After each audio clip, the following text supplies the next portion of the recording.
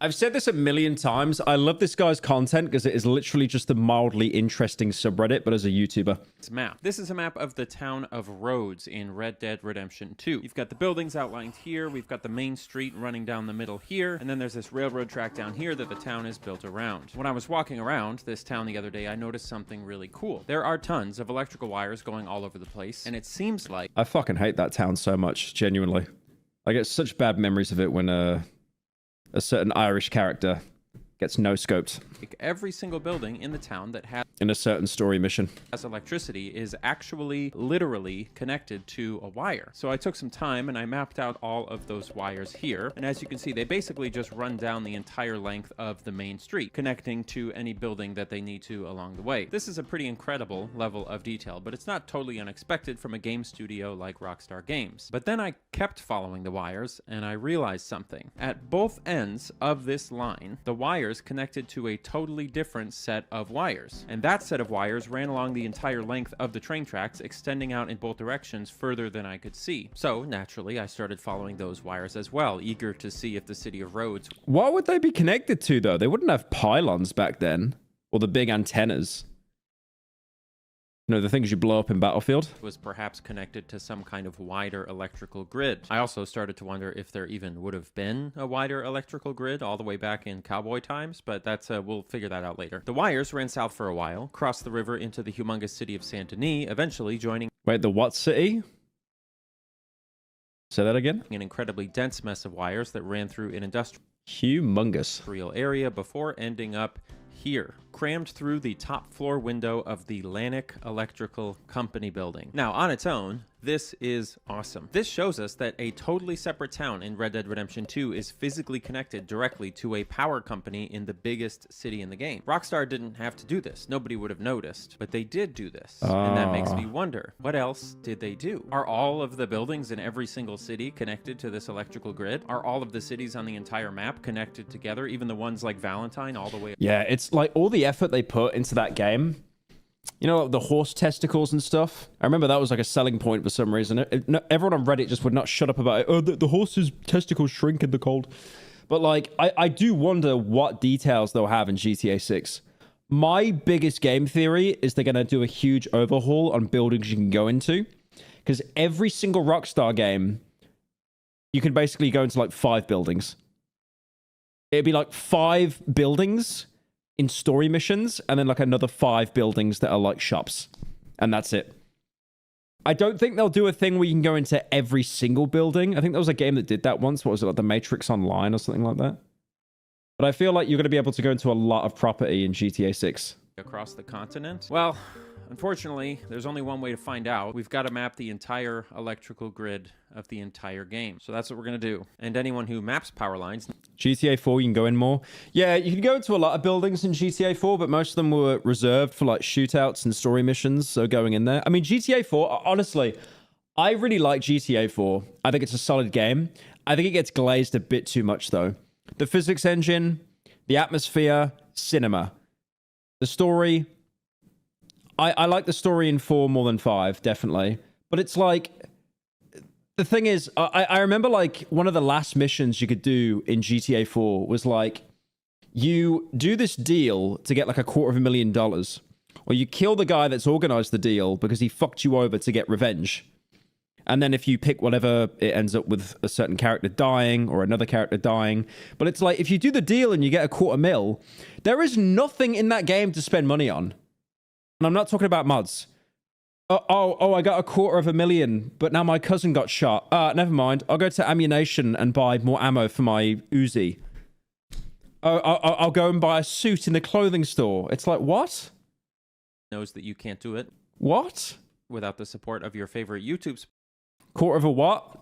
Anyways. Sponsor, MeUndies. Welcome to the sponsorship. Here at Any Austin, we are big fans of MeUndies, the greatest... Okay, he likes naked men. I'm not judging, bro. It's current year. You do you. It's made for, it said comfort changes, which is the biggest city in the game. And I wasn't exactly sure where to start, so I just decided to start kind of down by where the electric company building was and then head east along the river. And it wasn't long before I saw my first wonderful wiring detail. Take a look at these lights underside the train depot here. The wires from the utility pole. I don't get the GTA glaze. It's an amazing series. But yeah, I mean, it's overglazed, but it's like nothing competes. It's like you got sleeping dogs and stuff. Like that was amazing. But GTA also has like GTA always has the big three. It's got like, you know, land, sea, air. Sleeping dogs only really had driving for the most part. Attached to this train depot, sort of to like give it power. But yeah, GTA 4 was like I never got that ending where you get a $250,000 and it's like you can't do anything with this money. Which is already a great detail. But if you look close, it's like, oh my god, right? Because if you choose the money option, your cousin who's basically your best friend gets fucking killed if you choose the money option. So you're really meant to go for the revenge option, and you get no money, but you get revenge. But then, yeah, it just kind of turns into, my cousin died, but at least I can buy every suit now. You'll see that they didn't stop there. Each light bulb itself has a wire running to it, hanging underneath. Just pretty insane. In the same vein, even these random little dock buildings are connected to the grid. Additionally, take a look at this side-by-side comparison between the density of wires in GTA 5 versus Red Dead 2. They've got a lot more wires in Red Dead 2. Now, funnily enough, this makes sense on two levels. Firstly, Red Dead 2 is a newer game, and newer game equals stronger computers equals you can put more wires in the game. But also, we actually did have more wires on our utility poles in 1899. Yeah, they had pretty slow Wi-Fi in 1899, so it makes sense. They needed more wires to support it. Red Dead 2 is set. They didn't even have 4G back then. And we do today. Like, way more. Here's a real picture that is not a...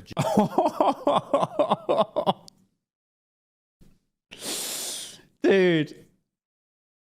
One pigeon goes through that.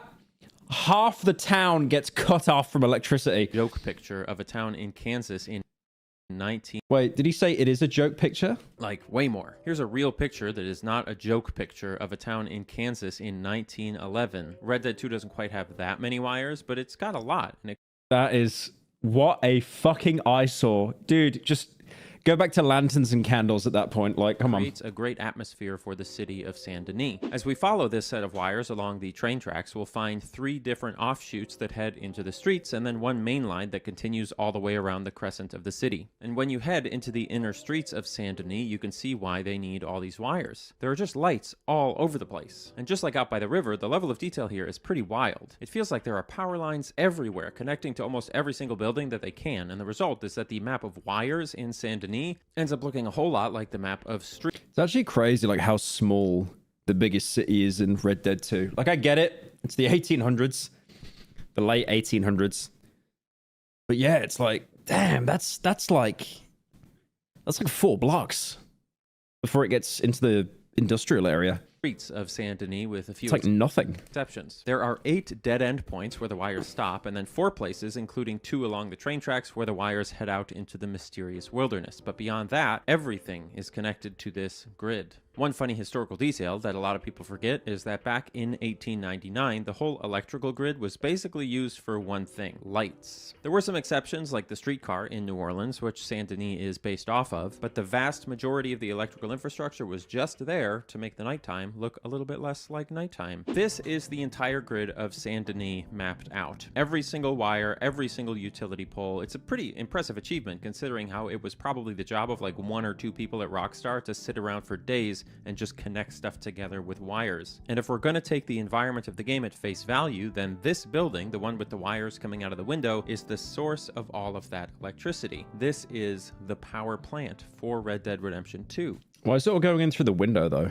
The obvious question then is, what kind of power plant is it? Well, in modern times, we've got all sorts of ways to make electricity. We can burn natural gas to spin a turbine to generate electricity. We can use a river to spin a turbine to generate electricity. We can use nuclear fission to spin a turbine to make electricity. Hey, Pyro. Yeah, everyone complains about nuclear energy because they're worried there'll be like a meltdown or something.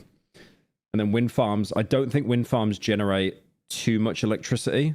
I'm not sure. See where this is going. But again, if you don't recreate Chernobyl, Lamau. It's mostly turbines, or we steal it from the sun. See, that's the other option. But back in 1899, there was really only one option: coal. I mean, even solar isn't that bad, to be fair. You burn coal to boil. But it's like, it's so hard to get solar panels built in the UK, for example. Solar panels? Oh yeah, it's hard to get them put in the UK because it's like most of the Greenland that you see in the UK, it's already like farmland. So it's usually owned by someone. And then if you want to get it put in, people will say it's like an eyesore or something like that. The water to make steam to spin a turbine, which makes electricity. Now, the thing with coal is that unless it's really high quality coal with... I mean, what they do now is like they make new builds of houses in the UK that have solar panels installed on the roofs. And because of that, you actually get the house at a slightly discounted price because you get the energy from the solar panels to your house, but then you can store excess energy that the sun gives the panels that you don't use, and you can sell it back to the government. Really efficient. I mean, it's probably for like £5, but yeah. Burning equipment, it makes a lot. Oh, what's that, mate? You're trying to sell me Keir Starmer. Wait, how'd you say his name? It's not Keir Starlin. That's the bit. Keir Starmer. That's right. You're trying to sell me Keir Starmer solar energy, and you don't have your online digital ID? Of black smoke. Well, you can just leave the country then. So if this building is actually a coal-fired power plant... I've watched so many videos where people call him Keir Stalin. Like, it's actually just... I default to that now. I hate that. We would expect to see huge smokestacks with black smoke. Does solar energy work in the UK? Yeah, you don't need direct sun. You know the sun still comes through the clouds, right? That's where you can see. Like, the sun does still come through. Smoke coming out of them on top. You're not going to believe this, but take a look. Huge smokestacks with black smoke coming out on top. They nailed it. Absolutely incredible. There's also one other little detail here, which is where the wires come out of the window. I forgot to put this in the script, but I wanted to tell you. Out of this window, normally you can't pack a bunch of wires into a window like that unless you give each wire its own, I don't remember what they're called, insulators. But if you use a camera mod to zoom in on the window, it literally has an insulator for every single wire. It's just crazy, the amount of details. It really is. Yes, you can find things to nitpick, like how the wires on the utility poles don't actually connect across the insulators, or this funny light pole that somehow got misplaced so that it doesn't actually connect with its own wires. But it's over. 0 out of 10. Man, the game's overall understanding of the aesthetics of life in New Orleans in 1899, pretty astounding. But what if we get outside of the city? Remember those offshoots that we talked about? Is the sun real in the UK? No. That's a figment. It's a figment of your imagination. The ones following the train tracks. I don't want to just know where the power is in the city. I want to know where all of the power lines in the entire game go. I want to know how the World Wide Web of wires is connected. I just made that up. Now, it seems pretty clear at this point that one of Red Dead 2's guiding principles when it comes to these power lines is that the power lines follow the train tracks. If we follow those train tracks out of the city going north, we'll see that they head all the way up the coast along those train tracks until they hit the northernmost city of Annesburg. At Annesburg, they go into the city, powering all the houses and buildings just like they do everywhere else, and then they come to a stop here. You can see that a few empty utility poles have been placed heading further north, they're not connected. Which almost implies that at some point in the future, they may continue developing out that way. I mean, they do that thing in Red Dead as well. When you stop playing as Arthur and you start playing as John, some of the environment actually changes because there's been like a couple of years, like a little bit of a time jump. But for now, so that could be a thing. Annesburg is the end of the line. It's not quite that simple, though. Along the way to Annesburg, there Sorry for spoiling a game that came out 7 years ago, by the way, guys. My bad. are a variety of offshoots, like one that splits off to another railroad line before just coming to an end near the river, and then another offshoot goes down to the rundown city of Van Horn. Epilogue slop. I will be honest. I'm going to get absolutely shot in the back of the head for this. I think switching over to John was cinema, but the epilogue, it was mid. Horn. I'll tell you. It was very mid. What? I know a little something about Van Horn. The layout of Van Horn is interesting because it's mostly just a normal loop that comes off the train line, just like the other cities we've looked at. Goes down through the main road. Wait, I spoiled the game? No, it was a mod. It was a mod. Etc. And then it was a mod. Connects back to the train line. But towards the south end of the loop, there's one little offshoot here where the power lines start to head off towards this. Like, bruh, building that fucking house, man. That was like an actual meme. Abandoned house. But at some point, you can see that the wires were... They did that just to put speedrunners on Suicide Watch. Were cut, that they're no longer connected to the house, presumably after it was abandoned. If you go inside that house, you can actually... Has the game actually been out 7 years? I just said that. Please don't say 7 years. It could be actually because it came out on Snoy. Oh my god, it actually has been 7 years. Like, it literally has been like in like a month, it has been 7 years. That's terrifying. Actually see that while there are Oh, that's bad. Our electric That's really scary. So the game's been out the best part of a decade. lights inside, Don't like that. none of them are working, and instead someone has I'm afraid it's been 7 years. Are you quoting MGS5 right now? that it lights up the entire street. The light from these arc lamps was extremely white and blue, kind of like horrendous modern LED lights that some streets use now. So it was You guys want me to go away? effective. It was really good lighting, but it wasn't All right, okay, we'll have chair commentary, okay? pretty. It was kind of harsh. As lamp technology evolved, eventually we invented incandescent lighting, which is kind of what you think about when you think of an old light bulb. These lights were cheaper to make, they were much warmer in tone, they were more pleasant to look at, and they were quieter. By 1899, the year that Red Dead Redemption 2 is set, cities like New Orleans were in the midst of a transition from the older, harsher arc lamps to newer, more pleasant incandescent lamps.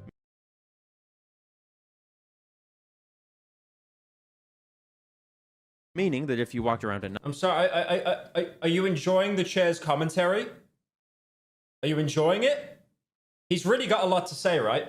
in New Orleans in 1899, you would have seen both of them side by side. And I'm sure you know where I'm going with this, but let me show you what the streets of Saint Denis in this video game look like when you walk around at night. Okay. I don't really agree with what the chair said there. It was a little bit racially charged, so I'm going to take over. This is crazy. I mean, just the level of research that it requires to not only find pictures of old... All it makes me think of, seeing these, like, streets lit up at night, is how it was easier for Jack the Ripper to kill people at night because he could see them easily. Streetlights and That's all it reminds me of. recreate them in great detail, but to actually understand the surrounding context of their use and then implement that into the game, it's truly inspiring to me. And even more so, what's great about this is that it's ugly. Having two clashing lights, it doesn't look good. If your city has ever done that thing where they're switching from incandescent to LED for the streetlights, it's not nice to see them side by side. It actually, in this context, looks less old-timey than just using all warmer incandescent lights. It's counterintuitive to put these blue lights that almost look like modern LEDs into a game set in 1899. But it's correct. It's true. That's amazing. Holy smokes. I mean, I've got goosebumps. Oh, and one more thing. It's like the most mildly interesting thing. Sorry, you know how I told you that this was a map of the entire electrical grid in Red Dead 2? That was a lie. There's actually one more offshoot right here, all the way down here, that I hid from you. Where do you think it goes? Maybe you should take a look. I'm Minnie Austin. Thanks for watching. He should have mapped out the Red Dead 1 map in the epilogue. Naughty boy. Yeah, check this guy out though, Minnie Austin. I really like his stuff. I know it's not like high intensity content or anything like that, but I still think it's pretty interesting.